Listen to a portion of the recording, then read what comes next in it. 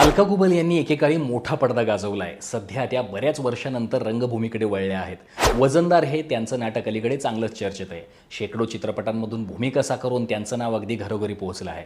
त्यामुळे मोठ्या कालावधीनंतर रंगमंचावर यायला त्या स्वतःही उत्सुक होत्या.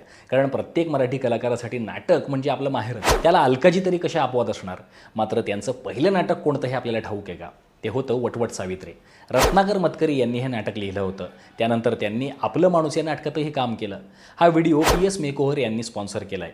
स्त्री वर्गासाठी मेकअप आणि ब्युटीशी संबंधित अनेक सर्व्हिसेस त्यांच्याकडे उपलब्ध आहेत. अधिक माहितीसाठी कॅप्शन चेक करा. तर अलका यांनी पुढे मग चित्रपटाचा रस्ता धरला. त्यात त्या इतक्या व्यस्त झाल्या की नाटकासाठीचा जो वेळ द्यावा लागतो तो त्यांना मिळेनासा झाला. शिवाय समजा एखादं नाटक स्वीकारलंच तर शूटिंगमुळे नाटकाचे शो ॲडजस्ट करावे लागतील. त्यामुळे निर्मात्याचं नुकसान होऊ शकतं. त्यांचा असा खास कौटुंबिक बाज असलेला सिनेमा प्रेक्षक अगदी डोक्यावर घेत होते. त्यामुळेच आता त्यांच्या रंगभूमीवरील पुनरागमनासाठी प्रेक्षकही उत्सुक आहेत. आपल्यालाही अलका यांना नाटकात पाहायला आवडेल का? कमेंट करून सांगा.